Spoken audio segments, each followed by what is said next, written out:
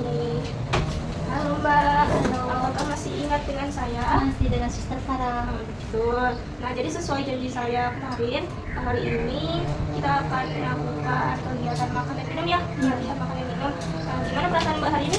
Saya cukup semangat dan saya juga Sudah mandi dan sudah berdandannya? ya sudah mandi.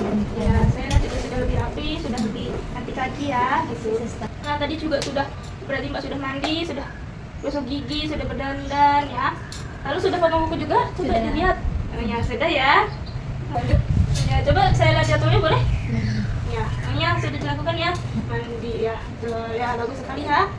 Iya, berarti Mbak udah mandi berapa kali Mbak? 2 kali sehari. Lalu gosok gigi? 2 kali. Lalu keramas berapa kali? 2 kali 1 minggu. Ya, lalu gosok giginya? 2 kali sehari. Lalu berdandan? Setiap habis mandi. Lalu menyisir? Setiap habis keramas mandi juga. Lalu potong kuku juga? Setiap 1 kali seminggu. Ya, betul. Berarti sudah bagus ya dilakukan semuanya. Lalu juga dilakukan secara mandiri atau gimana? Mandiri. Mandiri, betul, betul. Lalu kalau berdandan sama siapa? Masih sedikit tidak dulu. Sama saya. Ya, dibantu ya. Nah, baik, bagus. Lalu saya mau tanya, Mbak makan berapa kali dalam sehari? 2 kali sehari. Lalu minumnya Minumnya sedikit. sedikit ya? Minumnya sehari 1 gelas aja? 4 gelas. Oh, 4 gelas. Berarti bagus. Tapi nanti bisa ditambahkan lagi ya. Minimal sehari itu 10 gelas ya. Itu makannya ditambah jadi 3 kali sehari ya. Oh iya. Ya, lalu biasanya ibu makan minum di mana? Di ruangan. Di ruangan makan atau di kamar? Di kamar. Oh, di kamar. Terus bagaimana menurut Mbak cara yang baik untuk makan itu? Benar itu, mengambil piring, gelas sudah penuh, lalu ambil nasi, lalu ambil lauk, dibawa ke kamar. Oh, dibawa ke kamar ya? Iya, lalu biasanya sebelum makan apa yang Mbak lakukan? Cuci tangan. Cuci tangan. Cuci tangan. Lalu setelah makan biasanya apa yang dilakukan? Tidur. Oh, tidur ya? Baik, jadi sebelum tidur harusnya Mbak menaruh lagi piring yang kotor, gelas yang kotor ke tempat yang seharusnya ya.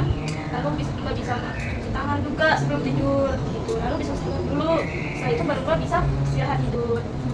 Masih ingat kan saya hari ini mau membicarakan tentang kebutuhan makan dan minum.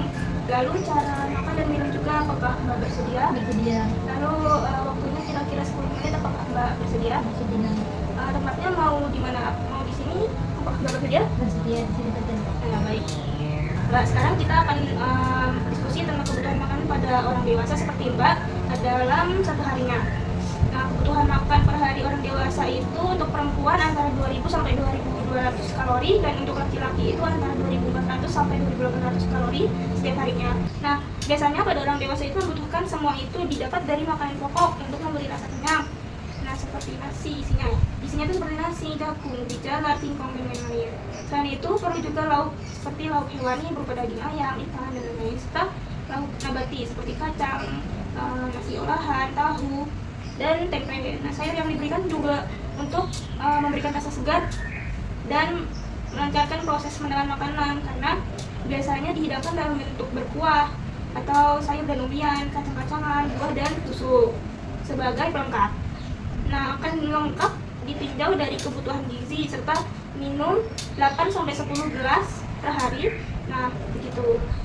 Apakah Ibu mengerti? Mengerti.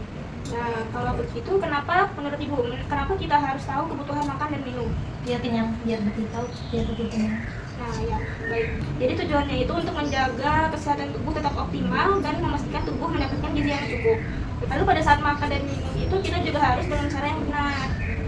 Nah, hal yang perlu disiapkan itu kalau kita makan, itu alatnya ada apa aja?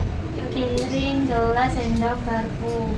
Ya, betul. Nah, jadi harus ada alat piring, sendok ya. Nah, sekarang piring itu gunanya untuk apa? Menaruh makanan. Ya, betul. Untuk menaruh makanan. Selanjutnya sendok untuk apa? Mengambil nasi atau menyuapkan nasi ke dalam mulut. Ya, lalu gelas disiapkan untuk apa? Untuk menaruh air minum. Nah, baik, itu sudah bisa dengan benar ya. Lalu bagaimana kebiasaan sebelum, saat, ataupun sesudah Ibu makan? Sebelum kita harus cuci tangan, sesudah kita harus merapikan tempat makan, cuci tangan. Ya, lalu makan di meja makan ya Bu? Iya. Bukan di kamar ya. Lalu sebelum makan kita harus cuci tangan pakai sabun, gitu. Lalu, nah sekarang kita praktikkan ya. Praktikkan makan. Setelah itu duduk dan ambil makanannya.